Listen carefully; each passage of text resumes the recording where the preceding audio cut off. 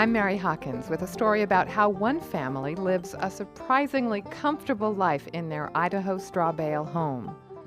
Deb McKinnon, her husband Tom Ordway, and their sons Luke and Clay moved from Maine to the Moscow-Pullman area in the early 90s.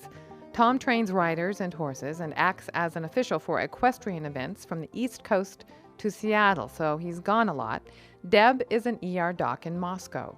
They settled on a 100-acre parcel on a hilltop near Princeton, Idaho. It's mostly cleared land about 20 miles from Moscow and a mile off the electrical grid.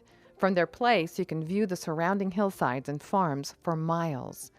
They consider themselves environmentalists and decided to build the first Strawbale home in Latah County. McKinnon is from Nebraska, where the form originated. You're going to say you're an environmentalist, it's easy, talk is cheap, but what really isn't cheap is doing it and making it work and showing other people that it can work. And it's one of my Republican friends always says, well, I'd like to complain about you, but I guess I can't. Because, we're off the grid, we make our own power, we got the windmills, we live in the Strawbale house. After finding their place, they dug a well for water and built a barn, and then were faced with the decision of how to bring power to their construction site. Because it's off the grid, it needed to be completely self-contained. In other words, they needed a power source and a way in which to store it. For battery storage, they chose a bank of forklift batteries, along with a diesel-powered generator. For sustained power, they had two options: solar or wind. We went with wind because we kind of had a friend who was an electrical engineer from the U of I who actually had done quite a bit of battery work. And he was helping us do some calculations. And there is actually, the state has some wind research numbers you can get. And with all that, we pretty much found that solar versus wind was going to be a wash. And the solar panels we felt were much more fragile.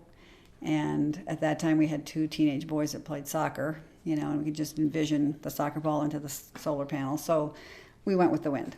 And I must say, the windmills have been pretty much, not completely maintenance-free, but the oldest windmill has been 100% maintenance-free.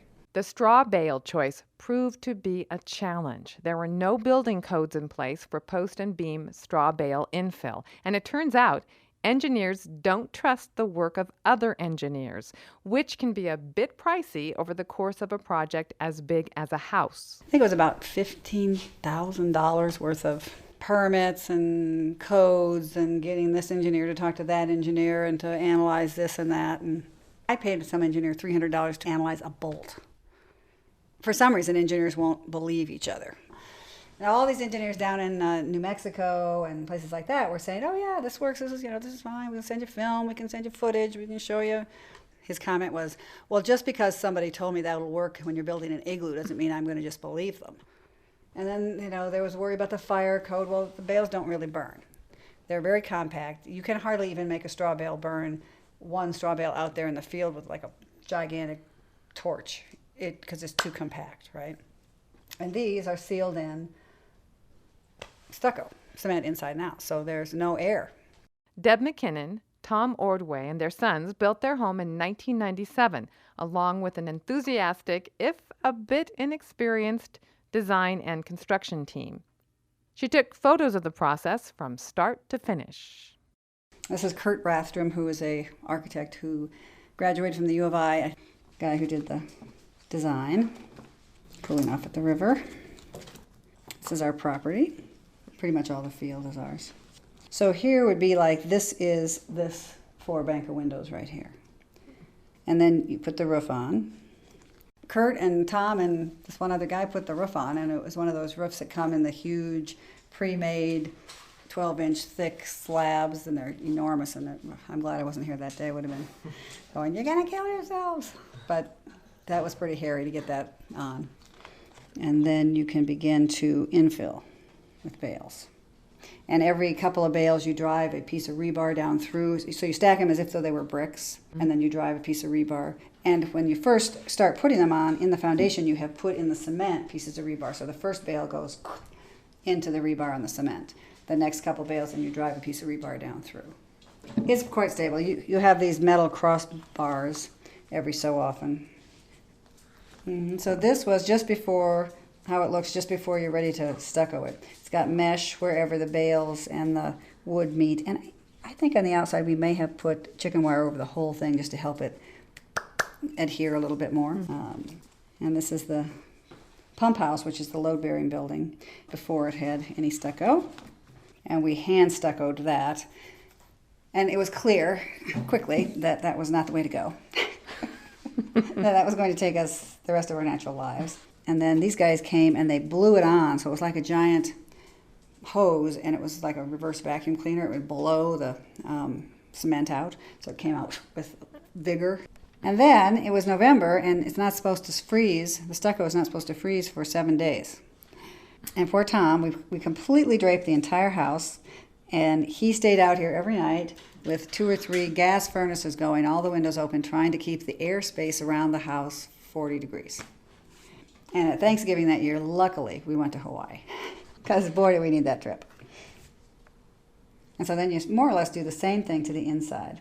Since it's a little bit different type of plaster, you don't need quite as much chicken wire, just where the things meet or where the curves are. And our interior walls are just sheetrock. It takes up a lot of space. I mean, they're 18 inches thick. So if you had 18-inch thick interior walls, you know, you'd have to make your house a lot bigger to provide for that. McKinnon and Ordway installed heating coils under their cement floors, which were stained and treated to look like large tiles. Their laundry room, kitchen, and bathrooms are conventional. They have a regular washer and dryer, a gas stove, a conventional refrigerator and microwave, and wireless internet. It all runs on wind and their bank of batteries.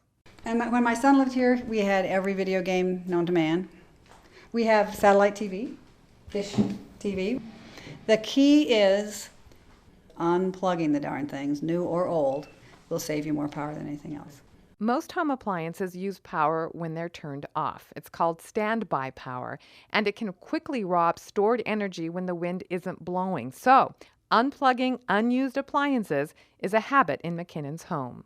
When she wants to do a lot of cleaning, run the vacuum, or do loads of laundry, she'll fire up the diesel generator. Otherwise, the windmills and batteries are sufficient. Deb McKinnon and her family are very happy with their house, but as with every large project, there are a few things she'd do differently next time. Were I to do it again, my take would be a one-story house, because I realize that you get a lot of extra space for this one roof in a two-story house.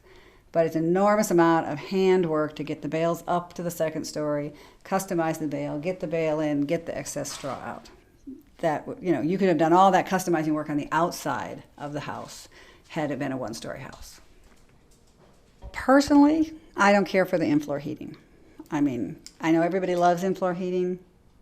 Maybe I don't know how much I love in-floor heating, but I have a different temperature need than my husband. And so he would like it to be cold enough that I would be wearing a coat in the house all the time. And it doesn't really respond very quickly, so you can't like warm it up and cool it down.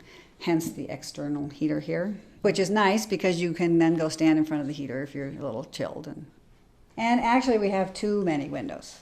Windows are tricky in Strawbale construction, especially if you're adhering to an architectural plan. You have to carve into the bales or build up an area, which is harder and more time-consuming than, say, floating a window, 2 bales from a corner and 3 bales wide. Also, windowless walls go up in a snap.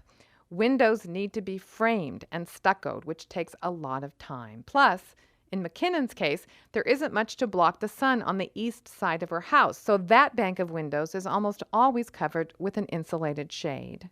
If she were building now, McKinnon would install a gray water system to recycle wash and bath water. She'd build multiple power systems, including solar, and she might place her generator a little closer to the house to retain more energy. As far as lifestyle is concerned, McKinnon doesn't see a lot of trade-offs most of the year. It can be a hassle, though, when they both want to travel. Being completely off the grid, it's not like we can say, you know, flick a switch and say, okay, you're on Clearwater Power, everything will be fine. If somebody's staying here and the power system goes down, they've got to know how to deal with it. So it can be difficult finding someone to take care of the place. We've been lucky. We had a friend who was one of the engineers that helped us with the system, and he lived nearby, and he was always willing to come over, and he had even helped me several times. And my sons are pretty good. We're all pretty good, personally, at getting the system back up if it goes down. But I could see where it could be that we wouldn't be able to find someone who could deal with it. When she isn't working, McKinnon rides her horses every day in the summer. Springs and falls are beautiful, but winters can be tough. Last winter, there were times when she simply couldn't make it up the drive. Deb McKinnon is already preparing for the time when she won't be commuting from the country. They have a place in Lewiston and will soon pack up the horses, dogs, and cats and move their household there every winter. I like to do things, and I don't want to not go to town because it's a 40-minute drive on a winter night. I want to be able to, if need be, call a cab when I'm 80 and still go. Their new place is just a couple of acres near some stables with a small bungalow. You can bet that when you knock on that door, chances are Deb McKinnon won't be home.